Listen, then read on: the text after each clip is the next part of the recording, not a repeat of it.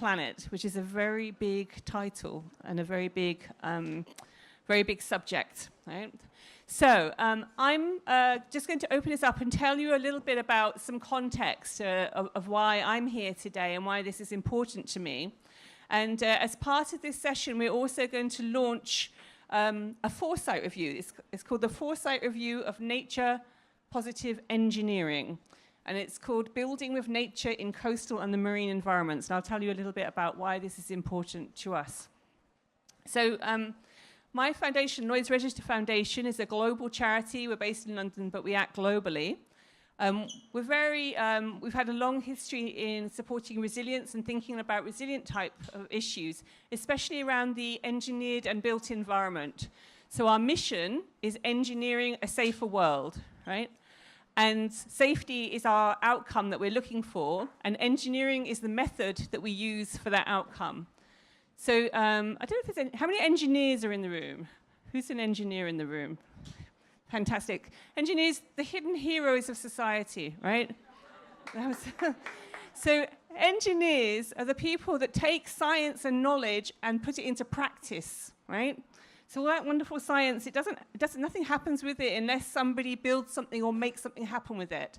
And engineers work according to practices which are based on standards and skills, okay?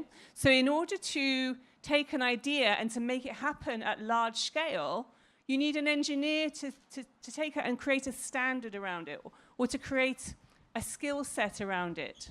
And so it needs to go through that transition between the idea and everyone benefiting from that idea in practice. And that's where our foundation works, in that translation between our ideas and practice. And so in resilience and in engineering practice, we're always looking at what needs to happen next, right?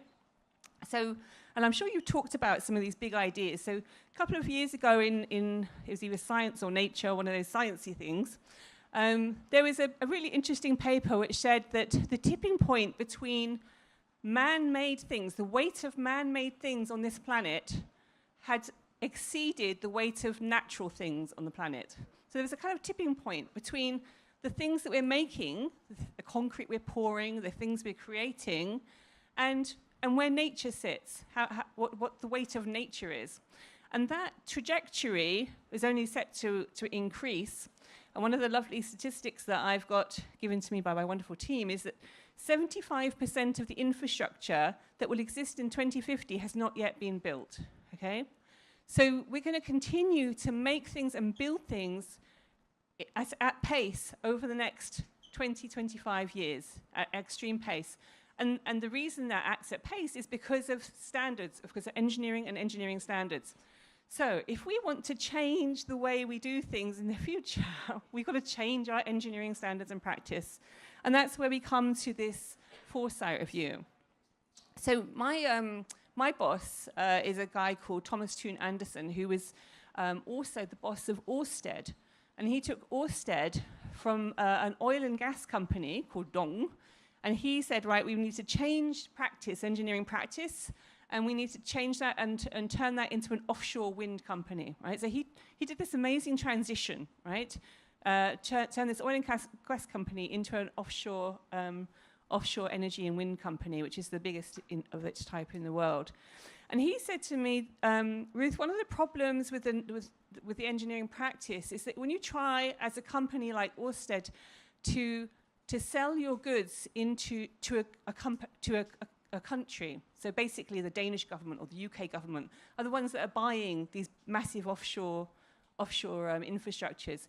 When you try and sell what you do, we don't have the engineering standards to do that better. You know, we know how to do it now. You know, we've had a lot of practice, but actually there are very clever people working in laboratories around the world on new types of engineering practice, which is much more nature positive, which is much more nature inclined. But the governments will turn around and say, why should I pay extra for that? What's the proof? What are the proof points that that's actually going to benefit nature? And so that's a good question. You need to have evidence, you know, when you're changing.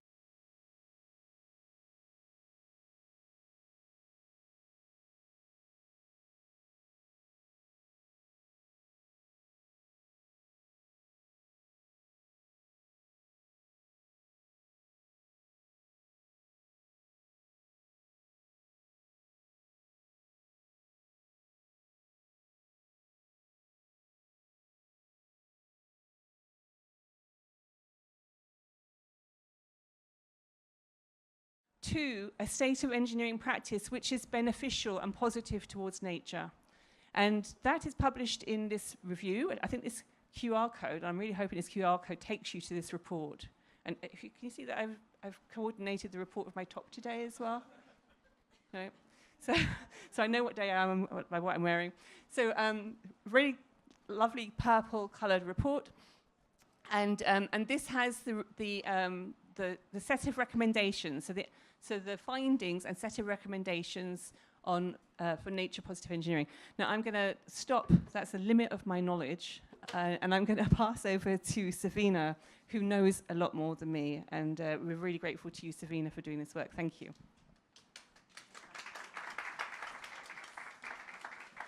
Thank you so much, Ruth. I'm not dressed in purple. I think I missed a trick there. So good morning, and I guess first of all, thank you, Resilience Hub team, for hosting us today. About 12 months ago, almost exactly, I was here launching another report. But it feels like home here, and thank you for giving us the space.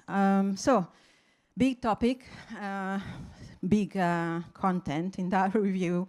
So time is really short. I'm going to just, this is going to be a bit of a teaser for the content of the foresight review, but I'll give it my best.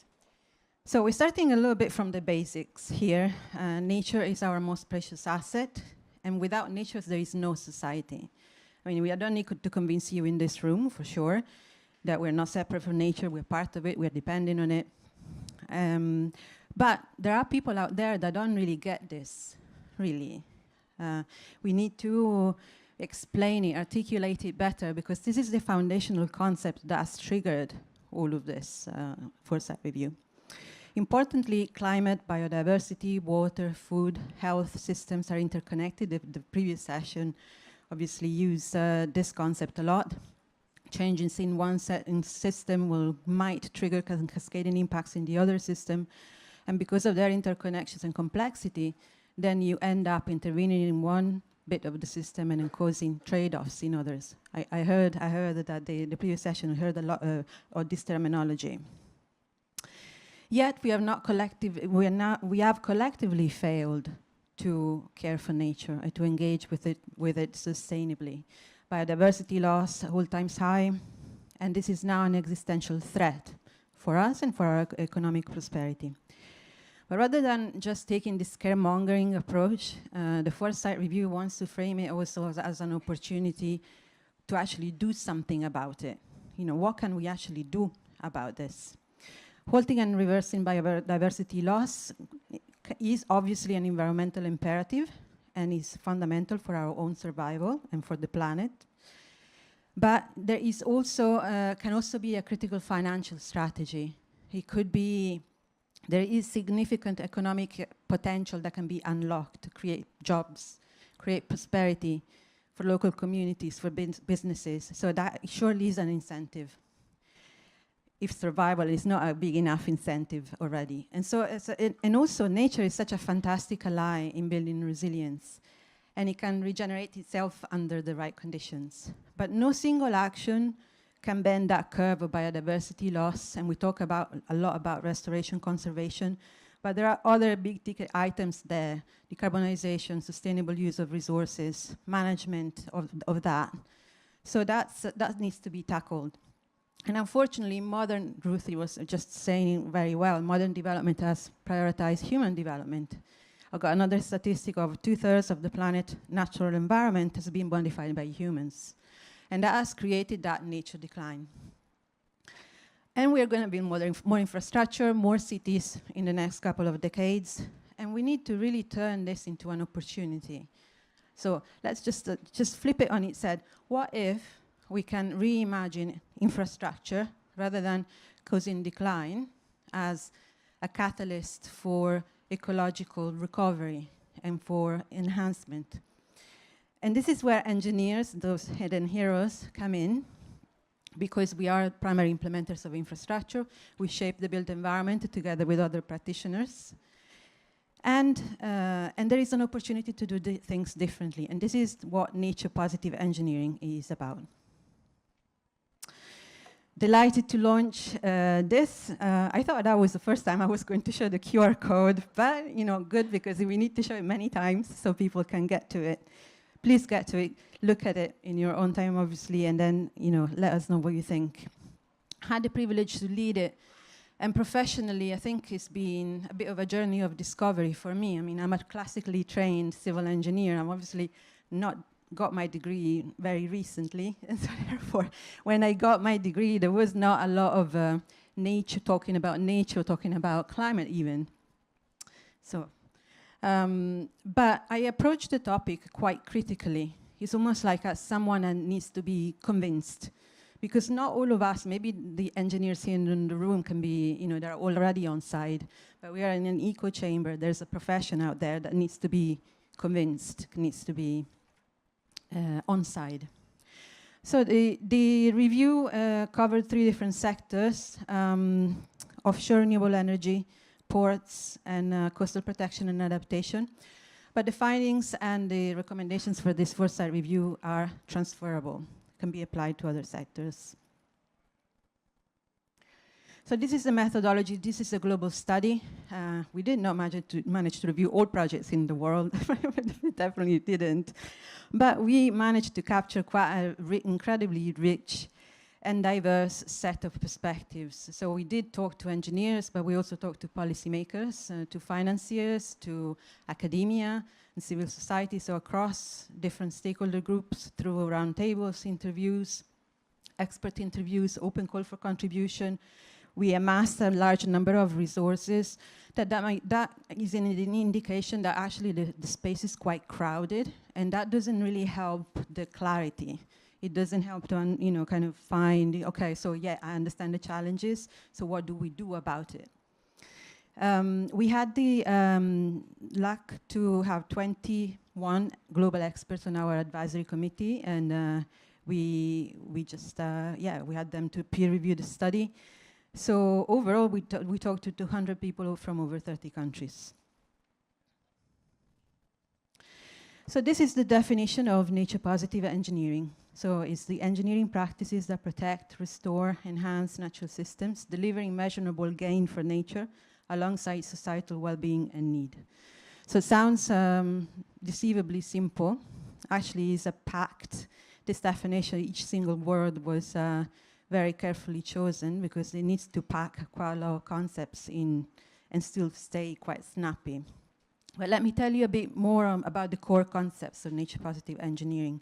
So that requires a mindset shift from seeing nature as something to control and as an expendable resource, to a critical ally, because nature as infrastructure in its own right can deliver services and should be prioritized in the hierarchy of on engineering solutions whenever possible.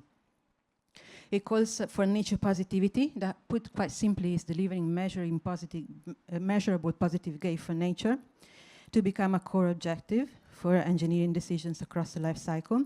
It should address all the biodiversity loss drivers that I mentioned before, and therefore requires a broader set of strategies and approaches that are broader than just implementing nature-based solutions. I say just, like air quotes, because nature-based solutions are obviously a fundamental part of the toolkit for implementing this, but it's broader than this.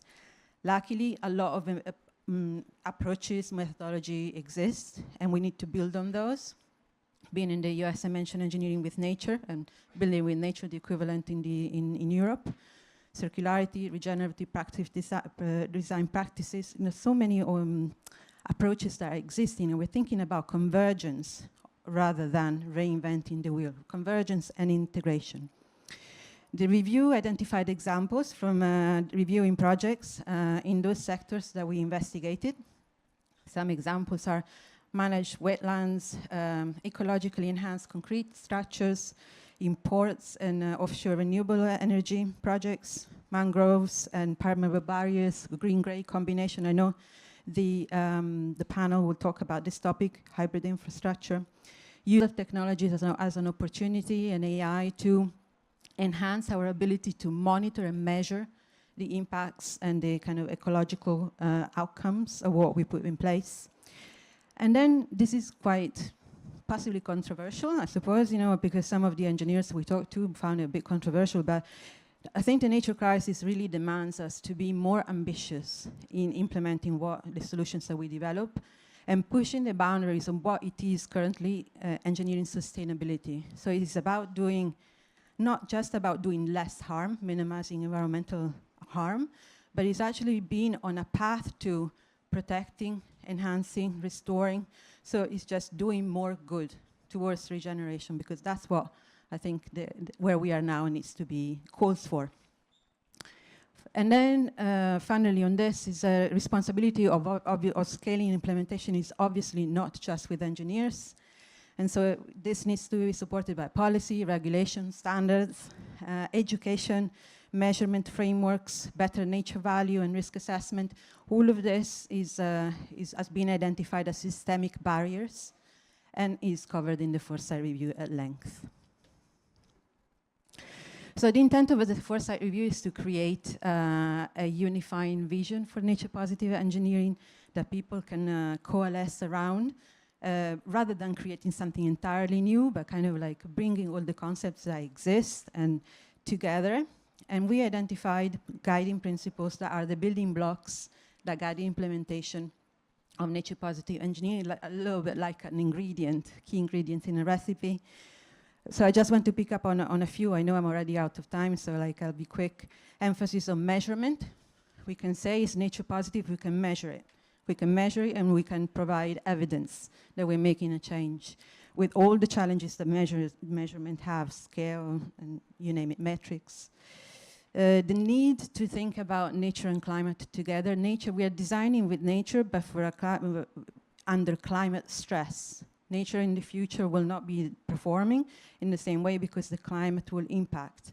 So combined nature and climate futures, and then thinking about what does that mean for humans and health risk, and how do we reduce the risk to humans as well. Multifunctional design, interdisciplinarity, a lot more collaboration with ecologists, but also with social scientists, climate scientists, economists, so that sort of interdisciplinarity. The community and the equity angle that I know Sheila will talk about in the panel, co-developing with the community, including the local knowledge and indigenous knowledge, ensuring that the benefits and the impacts that we create are equitably distributed.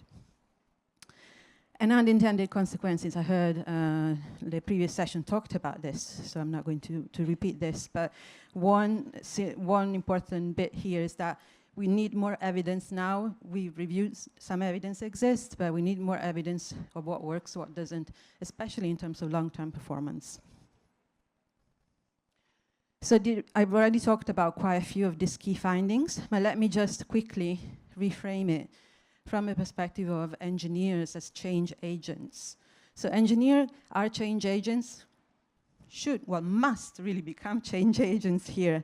But for this to happen, we need to convince them that they have a role, that they can become stewards of the natural environment as they are stewards for the built environment. They can become advocates for nature, and they can find their voice. But also, the biggest pushback I had in my consultation, that none of this, or not very little of this, is on an engineer's brief. We cannot do it if it's not on our brief. So for this to happen, then we need quite a bit of enabling environment, the policies and regulations, and a finance mechanism that then put that on the engineer's brief. It becomes a requirement. But then also need the guidance and standards for engineers to actually put it into practice. Without that, it doesn't happen. And then also the training and education, of course, of the current practitioners and the future ones. So recommendations, and this is my last slide. The foresight review takes 3 implementation pathways for nature positive engineering. One is creating the enabling environment, building technical capacity, but there is also an advocacy and partnership implementation pathway, because, as I said, engineers cannot do this on their own. And the recommendations, there are some recommendations on policy regulation, identifying permitting and procurement processes as really kind of places where you can leverage and include the nature positive requirements. leveraging technology for improving marine spatial planning. This is because we had this marine and coastal environment focus, and in terms of finances, nature and climate risk assessments to be done together rather than separately. A lot of recommendations on education, skills, guidance and standards, research and innovation, calling for more insights, creating life cycle guidance, not reinventing, right, and rewriting, but actually using what's out there and just pointing people to it. And then rolling out a nature positive engineering knowledge module, because the body of knowledge that already exists is actually quite impressive and can be easily turned into something that is a continuous professional development module or something that can be given in university. And then the advocacy and partnership, where we want to create that alliance, that community of practice that I know my fellow speakers will talk about. So now I'll stop. I hope you feel that you will want to read the Foresight Review now. Please engage with it. I will be around. I will not speak again, but I'll be around. You can reach us anyway. Please engage with it. We want to hear what you think. But let me introduce now a long-term collaborator and friend, Michelle Tu Miklem. She's a civil engineer, hopefully a future advocate for nature positive engineering. And she's studying a master in public policy at Harvard Kennedy School of Government. So over to you, Michelle, for the panel.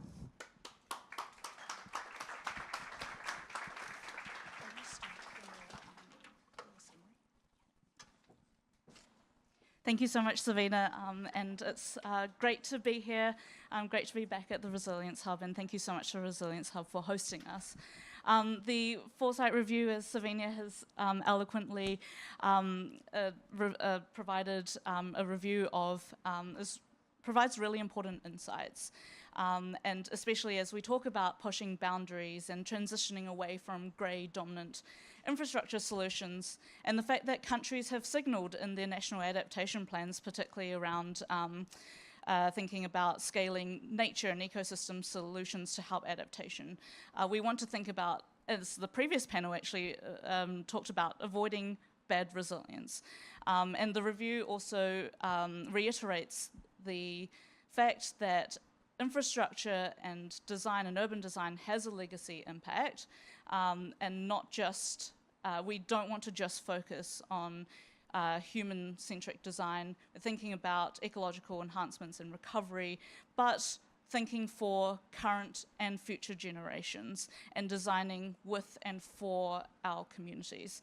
And whether that is considering short and long-term risks together, or co-managing and co-designing with Indigenous and local communities, or procurement strategies to better incorporate and drive broader outcomes. And so this Foresight Review gives us a really great foundation for our panel. We will be hearing from experts, and this panel we're going to try and dive deeper and thinking about how we meaningfully and sustainably implement and operate nature positive engineering solutions, and what does a truly multidisciplinary approach look like. So just a quick run of show. I'm going to bring the panelists up here. Rod is going to give a brief talk about the green-grey community of practice, and then we'll jump into a panel, and there will be an opportunity for audience questions afterwards. So think about these questions throughout the discussion. But without further ado, I'd like to introduce our esteemed panel with expertise across social innovation, risk and resilience, and green-grey infrastructure delivery. I'd like to introduce Jonah Smith, who is the Vice President and Global Head of Responsible Business at IBM, Sheila Patel, Founder and Director of the Society for the Promotion of Area Resources Centre, Alexander Marescu, who's the Head of Extreme Weather for Zurich Resilient Solutions, and Rod Braun, Senior Director, Coastal and Ocean Climate Adaptation for Conservation International.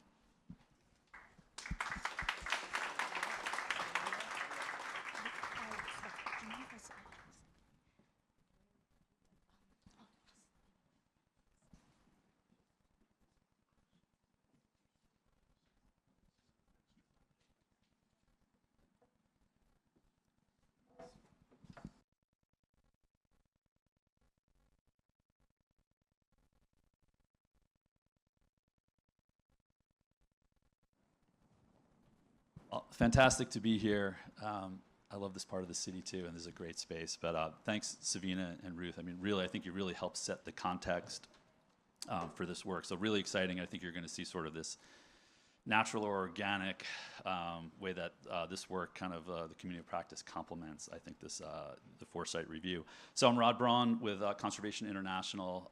I lead our coastal adaptation program, which includes our green-gray infrastructure work, and you're going to kind of see how this kind of levels up to the work here. Just advance. There we go. Super. So we're going to be talking about the global green-gray community of practice, and it's something that you heard Savina talk about. That a community of practice to help sort of build that technical capacity is really important. And we call it the G3 community of practice because global green gray is kind of has a lot to say, but it is a collaborative and multidisciplinary network of practitioners and organizations really aimed at advancing the adoption, implementation, and scaling of green gray infrastructure globally. You'll see. And so I'll just set the context a little bit. And you've probably seen a lot of numbers, right, of natural catastrophes and direct global economic losses from weather and climate and so on. And they're really big numbers, right? And these numbers are actually growing, and we've seen something like 330 billion per year in terms of those losses, right? And I think those numbers are even growing even more, right? And so when we think about natural infrastructure, right, we're hearing about nature or nature-based solutions. I put a stat here as a recent study that mangroves provide about 885 billion per year. I mean, that's per year in flood protection. So they really act like infrastructure in a way, right? Reducing flood risk. So it's really amazing. And I think there's this move towards thinking about nature as infrastructure. And you heard Ruth talk about all this infrastructure that has yet to been built, right? It's not there yet. And so there's estimates that there's an investment. This is a massive investment, right? Of 11 trillion needed by 2050 in nature-based solutions, right? So lots of this infrastructure is not even there. So imagine, carving off some of these trillions for, natural infrastructure, ecosystem restoration, or integration into sort of infrastructure projects. And you can just kind of imagine the possibilities. And it kind of gets us to this idea of nature really as a form of critical infrastructure for adaptation and resilience, right? It does provide that sort of level of service. And I think that one of the things here you see, and so in many scenarios, right, we're really thinking about the need to protect people, flood risk, drought, heat, all these things, really about strengthening community resilience. And the earlier sessions really talked about that. But I would argue our vulnerability has really increased due to the damage and loss of natural infrastructure. And I think you heard a little bit of that from Savina. We've lost 50% of our mangroves. We've lost 85% of our oyster reefs, probably about 50% of our tidal marshes. Coral reefs are in serious decline, right? And so that vulnerability and that loss of systems has really made us much more vulnerable. And so that's kind of where this idea of green-gray infrastructure comes into play, right? So it's a combination of ecosystem restoration with built, right, or engineered features. And the idea is that you can design them in a way to really optimize your resilience, right? You can design them to a 25-year event, a 50-year event, a 100-year event, all the way up to a 10,000-year event if you wanted to, right, and if it made financial sense. But it draws on best modern engineering practices to create hybrid interventions. And I think you heard Savina talk about sort of this hybrid solution. It delivers resilience and biodiversity benefits, and you can kind of see an illustration of a project. We did a feasibility study in Suriname to protect a sea dike, and the idea is mangroves and the sea dike really working together. But this layered approach is really critical. And so we looked at a number of obstacles, and the community of practice really is trying to tackle these obstacles, right? And so it's about limited technical knowledge, and you've been hearing about that, right? How do these projects perform? What are the engineering guidelines for those? Lack of awareness that, folks just don't know enough about this, right? They kind of heard about it, but they just don't know, have enough information to actually move forward with this work. Policy gaps, challenges in financing, and even cultural resistance. And so the timing is really good for this community of practice with the Foresight Review because we're relaunching this community of practice. And we have a very bold sort of mission you can see here. And it's about transforming engineering and construction industry to design and build with nature, really to create the next generation of climate resilient infrastructure. And we're building off sort of the foundation of the community practice that's been around for about 5 years to really leverage the expertise and the collaboration for overcoming these barriers. And you can kind of just get an idea of what this looks like. And so I think my graphic may not be working that well, but that's okay. I'll just move here. But it's made up of a number of practitioners, right? Funders, policymakers, NGOs, researchers, folks from the construction industry and engineering firms. And so we've put together a couple of really interesting products that I think are very useful. And the idea is essentially to kind of really help scale this work. So things like a practical guide to implementing green-gray infrastructure. We put together a primer on funding and financing this work, mangrove seawall engineering guidance, and more recently put together a cost-benefit analysis tool that's available on our website. Excel-based tool with support from the Caterpillar Foundation that really helps folks make sort of the business case for using nature-based solutions or green-gray infrastructure versus gray only. Let's see, and then I think my graphics aren't working as well here, but that's okay. So as I said, we're sort of reimagining our community of practice, and so we're now looking at moving forward with these technical working groups, right? So we've got a policy group, we have a finance group, and we also have a policy, did I say policy? But technical and policy group, yeah. So we got 3 working groups that are really moving forward to really help scale this work and bring the community together. So currently we have about, I guess it's about 300 organizations, currently about 750 people participating, and we're really looking for more participation. Get this, there we go. And so I urge you to sort of join our channels. So we've got a LinkedIn group, and we also have a website mailing list. You can see our WhatsApp community, the QR code. So we definitely would love you folks to kind of join this and help us scale this work.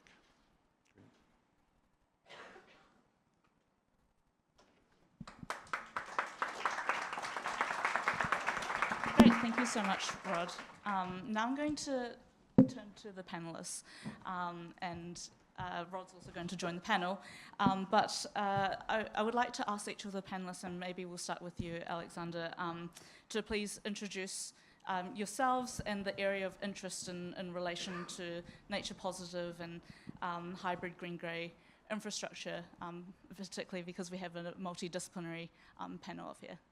Thank you very much, Michelle. It's an honor to be here. I almost want to say good evening because time, energy, and stress at Climate Week is like so compacted. It feels like 6 p.m. and it's only 12. Honor to be here, and I want to say thank you to Savina for the great introduction about the report. It looks like a fantastic toolkit for us in this space. My name is Alexander Marescu. I am the head of extreme weather at Zurich Resilience Solutions. You can translate, I'm going to say the C word, climate resilience. That's the other word for extreme weather. So been working in the risk reduction, the DRR, disaster risk reduction, DRM space, and urban resilience space for about 17 years. And I lead up a really interesting team, and I was very encouraged by highlighting the importance of engineers in our ability to identify risk, reduce risks, and engage both with communities and the private sector. One of the interesting things from our approach at Zurich Resilient Solutions is we have the ability to deploy over 450 risk engineers in the US alone, nearly 1,000 globally. So the importance of understanding risk engineers in how we rate and evaluate and identify risk is supremely important. And having that engineering vision also allows us to understand, like, what are the tools, what are the recommendations, what are the cutting edge technologies, what are new technologies coming from small and medium-sized enterprises when it comes to stormwater management, combating urban heat, preparing for flooding. Now a very big topic is the wildfire urban interface, a very, very costly risk that's been literally exploding. And so this is the type of work that we do. One little caveat, you might hear the word Zurich and think insurance. So I just want to clarify, yes, the insurance industry plays a tremendous role here, but we at Zurich, we're comprised of like 3 primary areas. Yes, we do all the, for me, I'm not in that space, but we do all the underwriting and policy stuff. Then we do obviously the investing and products and clients. And then my team is on that 3rd element where we actually do the hand-holding with municipalities and with our clients. That is playing an advisory and consulting role in helping understand risk, because you can't reduce your risk until you start to understand it. And we do that from a risk engineering perspective. So really looking forward to the discussion, and thank you for having me. Great, thank you. Sheila. Would you like to introduce yourself and a bit about your area of interest in relation to nature positive engineering? I'm not an engineer.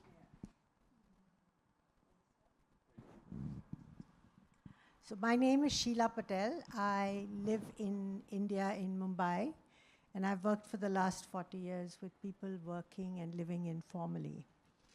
And so I'm talking about all the people who are under the radar as far as engineers are concerned. And my friend who's sitting there knows that I get very pissed off with engineers because none of you have done anything really spectacular for the bottom 20% of the world's population that live informally and live in rural areas. And all the cities that you have so proudly put together provide no infrastructure for them, provide no services for them. You help our cities draw water and make rural areas completely dry and arid. And the inability to acknowledge the mistakes that were made in the last 5 to 6 decades and the correction of that is as important in today's climate situation as is doing new things. So whether it's putting infrastructure, in every city in the global south, when you put in infrastructure, you displace huge number of poor people. And most of the engineers I speak to say, that's not my job.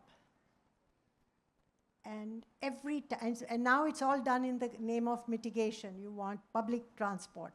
Public transport in city means displacement of poor people who live informally in that city in the global south. So I come here with 3 asks. The first one is, if you believe in, first of all, doing no harm, then you must look at who are the people who are going to get dispossessed in your magical engineering feats, because it's a lot of money that's governments are spending. Our municipalities love poor people during votes, but then when it comes to business of infrastructure and investment, they suddenly become the enemies of development. The second thing is that in the global south, there are over 2 billion people whose houses are self-built and completely unable to withstand extreme weather. And when we talk to engineers, I go to many schools in Asia and Africa of engineering and architecture. I speak to both of them and I grumble about both of them. So you're not the only ones I grumble about. And I say that you now need to educate young people not only to produce fabulous bridges and water infrastructure and transport. You have to look at the humble requirements of the structures of these households that have to withstand cyclonic winds and extreme flooding, and this discussion which was there about fires. So my situation is that education in the first place does not sensitize the need for universal recognition of different people's needs. So I would love to read the report and see how many things I can find that you haven't done. And I would love to support, because I come here not just to complain. I come here to engage and to say that there are many elements of engineering and architecture that poor people need to understand, whose logic they need to do, because they will never get a professional engineer to work with them. So how do you democratize simple knowledge, even simple things like joints? A whole house collapses because the joints are not strong.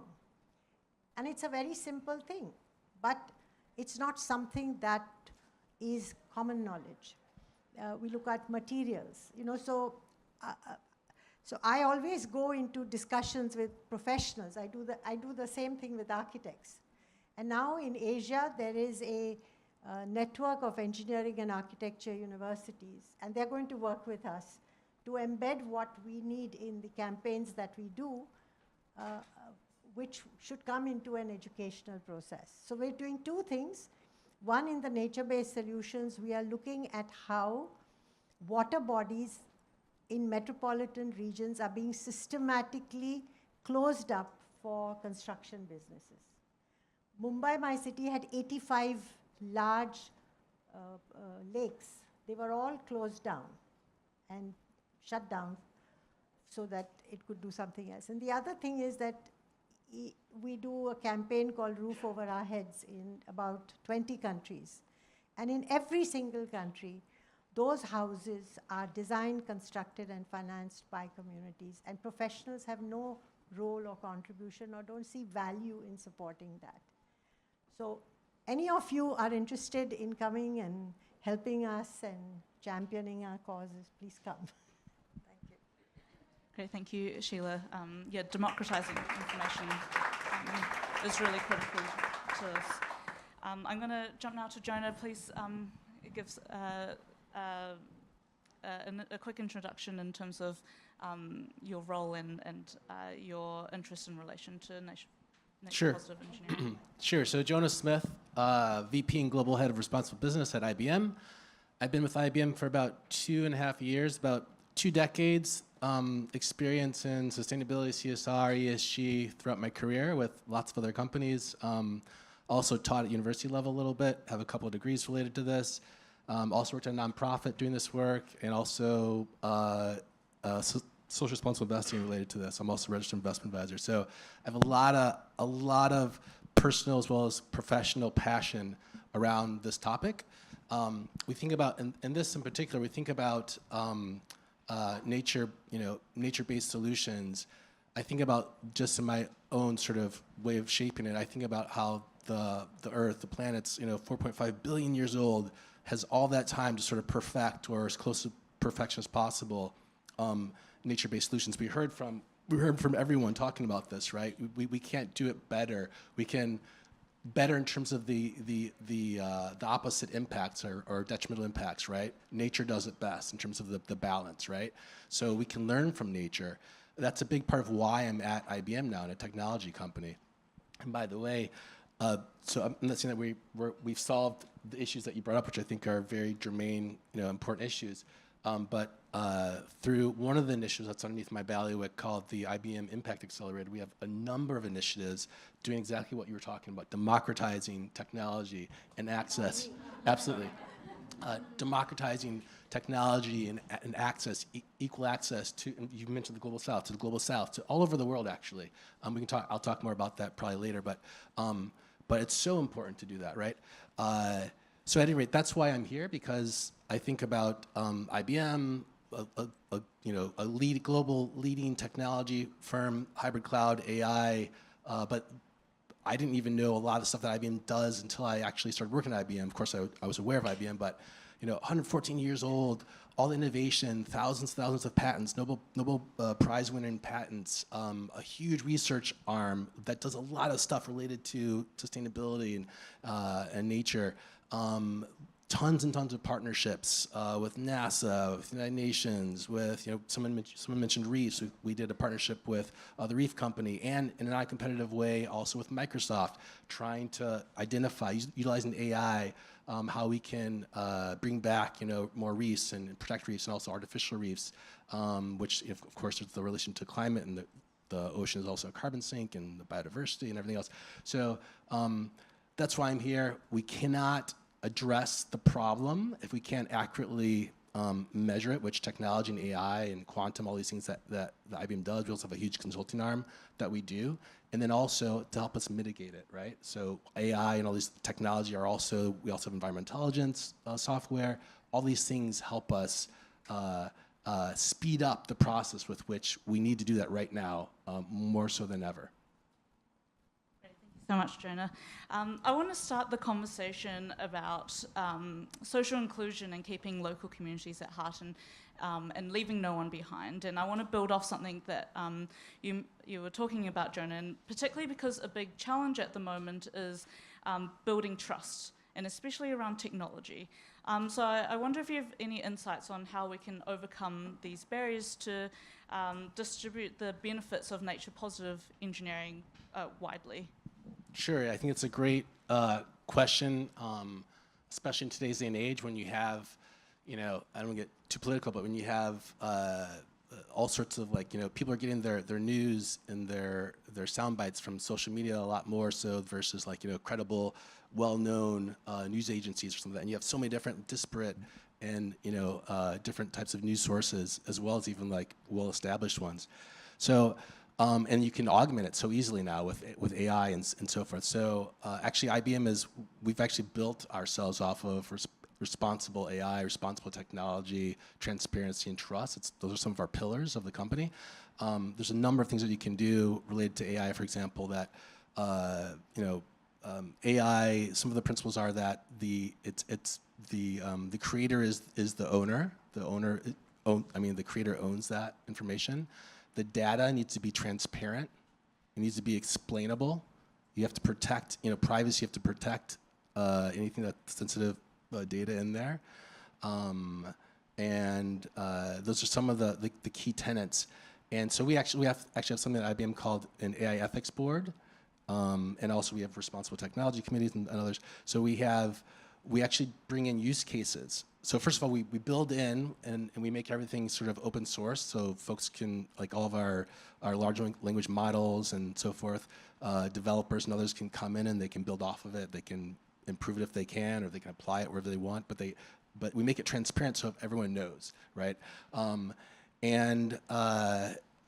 we have what's called an AI ethics board at IBM, and so we actually bring in use cases with our technology.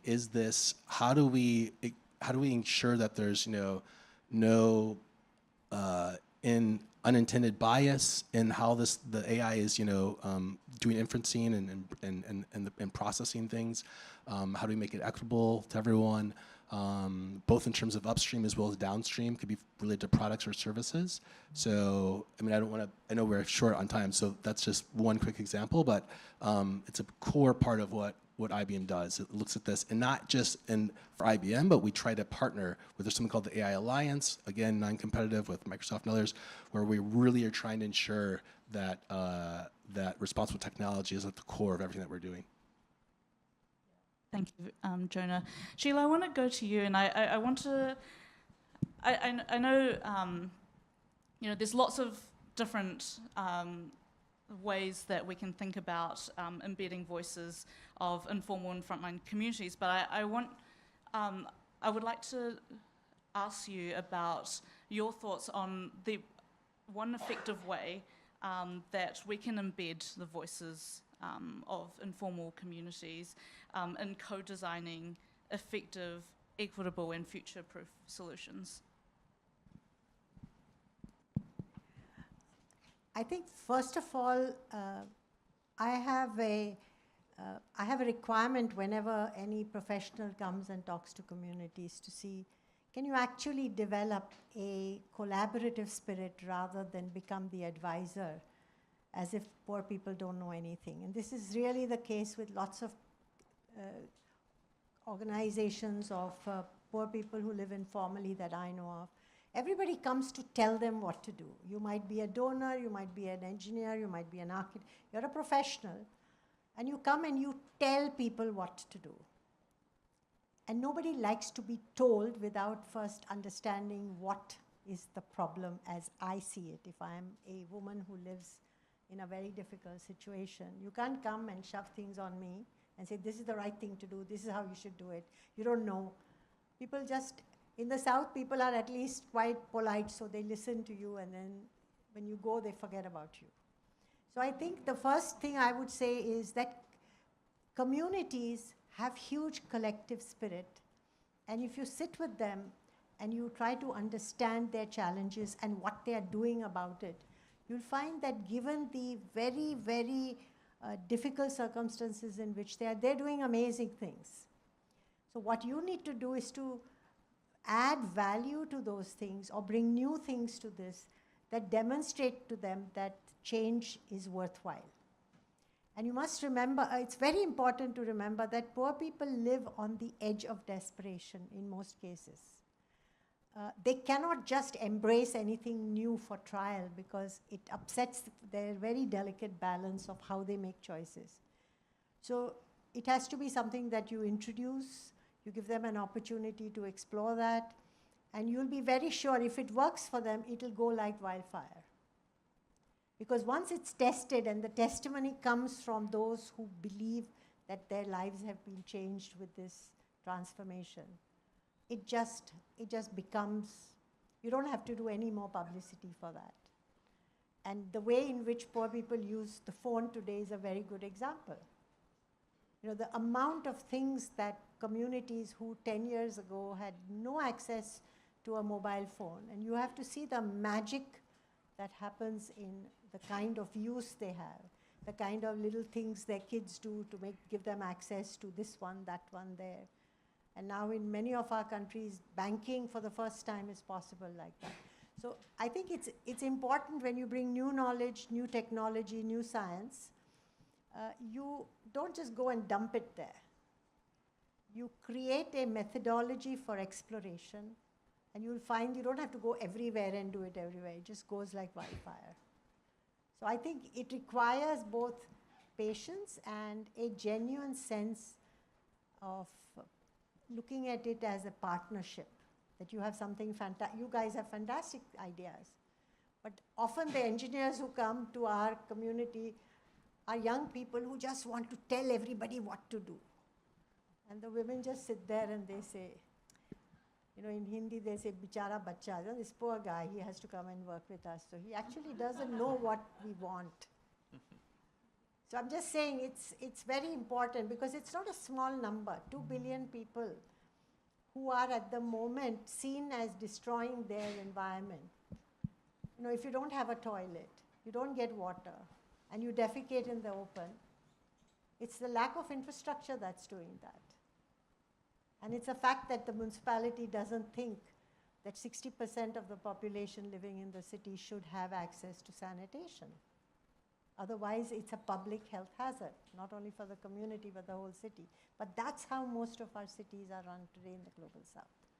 So it comes out of, and your issue is correct, you need evidence. So we gather evidence and we demonstrate to everybody that this is what you have neglected. And this is the investment you should make, but this is the consequence of how much resources are spent in health crisis by communities. And you don't equate the two and see this as something which is not something that's economically good. Yeah, thank you. I think, yeah, meaningful partnerships and inclusion of communities needs to be at the heart. I want to go to you now, Rod, and bringing in the engineering and delivery perspective, I want to know, you spoke a bit about the barriers before, but what is the biggest barrier stopping hybrid green-grey infrastructure being the default solution? Yeah, that's a great question. So yeah, I spoke about a number of barriers, and I think maybe the biggest barrier is when maybe I'll back up. So we really need to think about scale, right? How do we get to scale? And I think that is sort of like really elusive for folks in this industry, right? I think our projects really haven't gotten to scale yet, right? And so I think we're thinking about it sort of in the wrong way. And so we've got all these barriers I mentioned, sort of like technical capacity, right? Policies are not incentivizing NBS. We sort of don't have bankable projects necessarily, right? And sort of this like, how do they perform? But we need to start thinking at a much bigger scale, right? Something that's like equal to sort of like a climate scale of what's happening in terms of those impacts. So sort of climate change is very large scale, lots of complex impacts, very interconnected impacts as well. And what we're seeing, the solutions are really implemented at sort of these like really small scale, almost like one-off type projects. Like let's do bit by bit. Let's do a pilot here. Let's do a pilot there. But we're never going to achieve scale that way, I think. And so we really need to start thinking about this work regionally. And so we at Conservation International, where we really almost exclusively focus on the global south, you'd be happy to know. And so we should definitely chat after this. But We have a proof of concept in the North Brazil shelf where we're thinking about this work, right? And this is from the northern states of Brazil to Suriname to Guyana, right? So kind of like a whole ecosystem approach and thinking about resilience, and we call it blueprints for coastal adaptation. And the idea is to really kind of foster wide-scale adoption, right? And thinking about this as a really big-scale regional project. And so start thinking about, 10-year work plans, right? A pipeline of projects, thinking about it programmatically. So coming up with conceptual designs that can work across various typologies of the coast. So maybe you've got about 10 different conceptual designs that could generally work across the entire coast, right? So it's kind of like providing that technical assistance to government agencies who are really tasked with sort of, protecting their people in terms of flood risk or drought, thinking about livelihoods at the same time, but it's really important to sort of then co-design those projects with communities, right? Because this local knowledge, folks usually, who live on the coast or in these vulnerable areas know best in terms of what's been happening and those sort of processes, right? And so when you really understand the processes, you can come up with really strong interventions, but thinking about it as almost you would think about like civil works project, right? So like, what are the projects we're gonna do over the next 10 years, thinking about maybe $100 million, $200 million, $1 billion price tags, right? Moving away from sort of $1 or $2 million projects necessarily. Then you can really tee that up for sort of finance packages in terms of, finance institutions are really looking sort of at these higher level packages, right? And these thresholds because of all sort of the due diligence that's required. So I think we need to kind of move towards this area of sort of thinking about, and I mentioned this earlier, nature as a form of infrastructure and make that eligible for sort of infrastructure, more conventional infrastructure financing. Yeah, and I think particularly, nature as infrastructure, but also thinking about the long term. I want to move a conversation when we're thinking about the long term and about risk and resilience. And Ruth mentioned before, I think 75% of the 2050 infrastructure is not yet built. And so when we're thinking about building resilience and future-proofing our societies, how do we need to change the way that we manage risk to bolster the business case for nature positive engineering and accelerating the implementation of these nature as infrastructure solutions? Alexander, do you have any thoughts? Yeah, I do. The most compelling thought is what's the return on investment for resilience? I mean, just throw out a number. For every $1 you put, 10 is a good number. That's on the low side. JP Morgan put out a very impressive econometric study about 2 months ago. I don't have the exact title in my head, but it's like the ROI of adaptation. It goes up to 43 to 1. So I'd love to sit down with the CEO or the risk officer and say, do you have some sort of risk or business continuity plan? No, we don't. Oh, why not? I want to hear them say, because I'm okay paying 10, 12, 15, 25%, 25 times more for a risk that we could have, if not mitigated, avoided. So the return on investment is extremely compelling. It's just good. There's a value proposition that begets the fact that now resilience is just good urban planning, good municipal governance, and just good business. And if you're not doing this, and if you're not thinking from risk on the investment side, if you're not thinking about it on how you're building housing, and let's face it, most of the world has a housing crunch, and these are very, very, especially in the global south, very precarious housing scenarios. I mean, this is one of the main elements that when we think about resilience is vulnerability. It's one of the main things we talk about. Who are the most vulnerable? The other aspect, the return on investment for resilience is, I would say, linked to that vulnerability is, you look at any national economy in the world, I could, maybe one or two Gulf states, but like if you look at where national economies are located, it's like 70, 80, up to 90% are located in micro, small, and medium-sized enterprises, are the most vulnerable. The amount of economic activity that happens in such tremendous vulnerability means that, if we're not raising generally the level of resilience, and that's the other bad business model, is that we're not protecting not only vulnerable economic actors, but all the great little technology that are coming out of places we wouldn't, they're not all great technologies coming out of Silicon Valley or from London or New York. It may come from a part of Mumbai or Pune or somewhere. So we know that this is happening. I think the other thing on resilience that is critical to understand is, and we integrate this as it's baked into the work that we do. When we do like an on-site, when we send a risk engineer to an on-site assessment, we do a tremendous amount of desktop research. We look at like what's the indigenous knowledge that's available and how can that be integrated into the like resilience recommendations that we ultimately give to a client.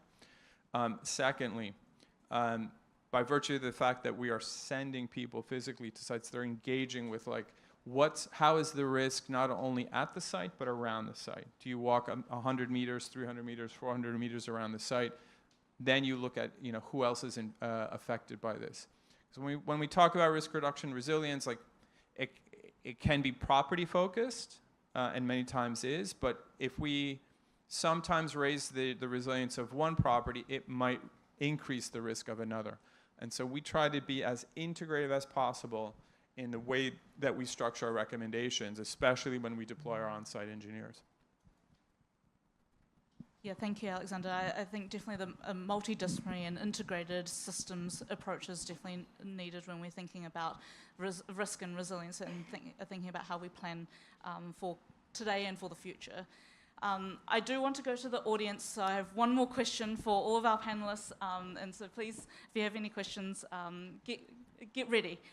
So I want to ask everyone, what is one thing that policymakers can action?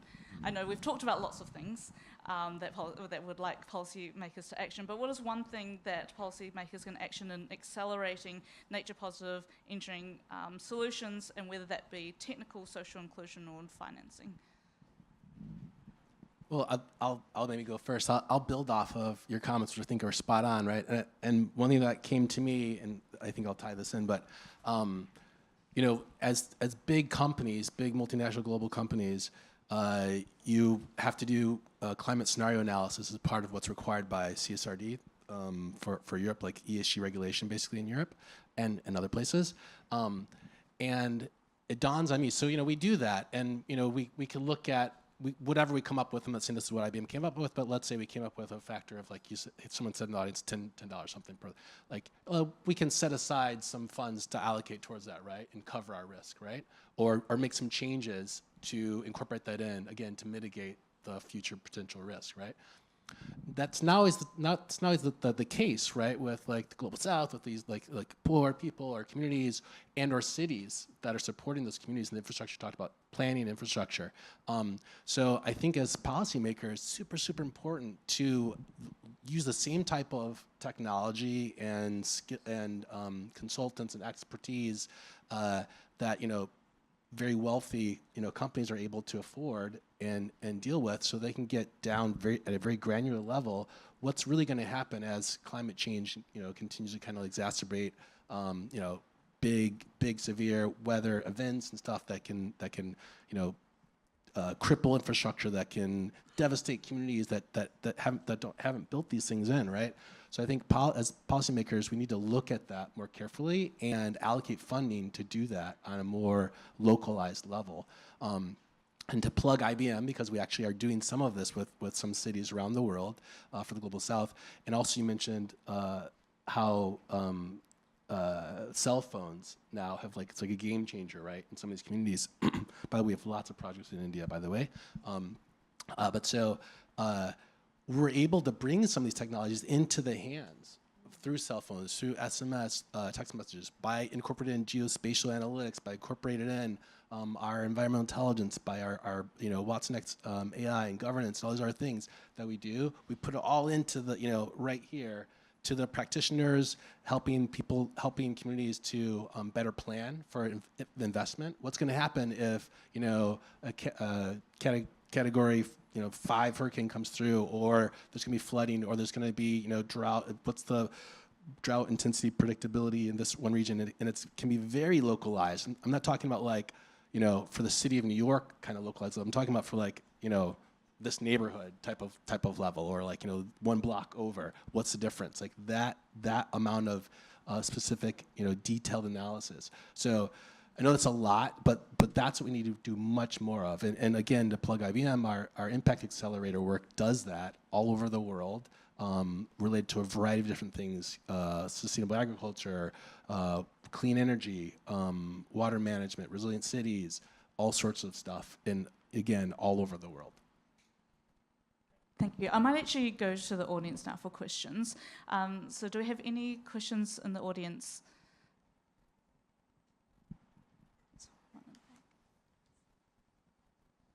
Hi, can you hear me?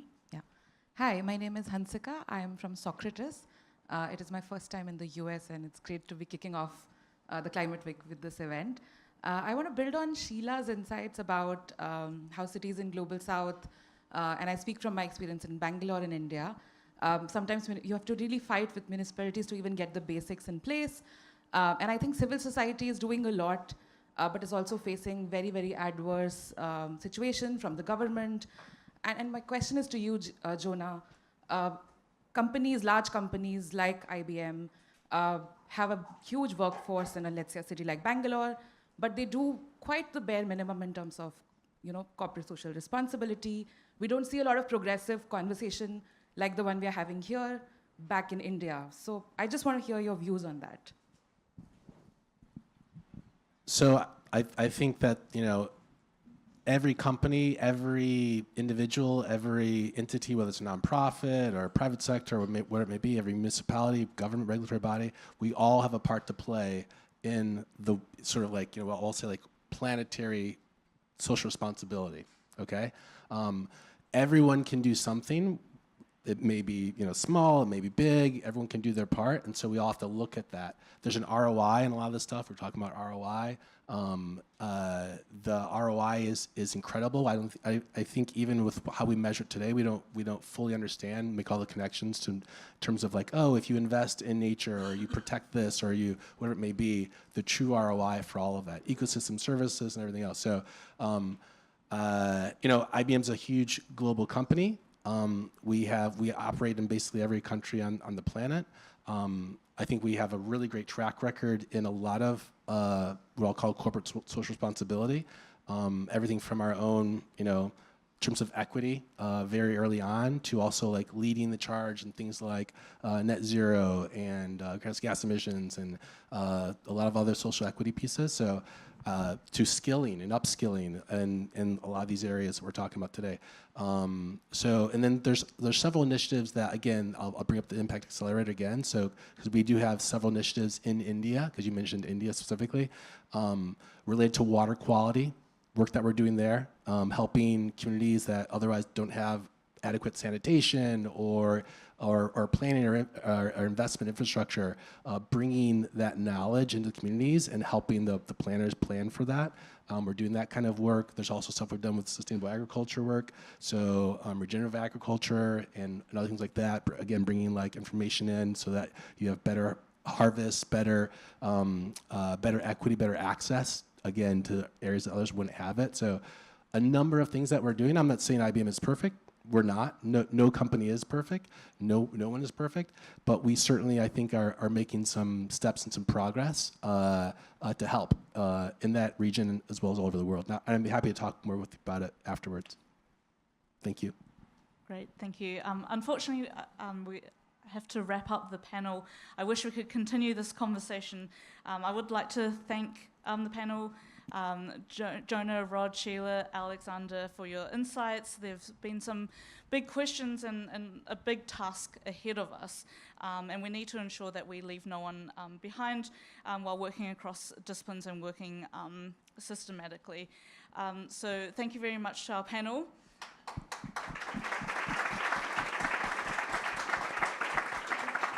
I would like now to pass to Savina quickly for some closing remarks. Thank you. Thank you to the panelists. I hope you can stick around and you can maybe answer more questions and continue the discussion over lunch, which is going to be served in the room next door. Just a few things from me is one of the key findings of the nature positive engineering is that any nature positive solution also must be people positive. A lot of people, as Sheila, this is like, I mean, we need to become better at this, and this doesn't happen it happens by design. It needs to be very intentional. It doesn't just, otherwise it's lip service. So completely agree with you there. And I think the other thing is about meaningful partnerships. Rather than reinventing the wheel, so many great things are happening in pilots. This was one of the other things. Pilots, projects, initiatives that are happening, and you know, like we don't really reap the benefits or just share the knowledge and learn from it in a way that avoids us to repeat every time. So I think that's another key thing that, you know, I think that kind of comes from me. Risk vulnerability, I think, Alexander, you know, I'm, as an engineer, you know, like I'm with you, risk and vulnerability, you know, like makes it so tangible. You know, it just, it has to start from there, I think, you know, beyond the, you know, sharing knowledge, but risk and resilience, absolutely. So I'll stop here. Thank you very much for coming today. Thank you for listening. I hope you have enjoyed the discussion. Please take a look at the Nature Positive Engineering 4-star review. We want to engage with everyone who wants to engage with us, so please get in touch. And yeah, thank you and have a good lunch.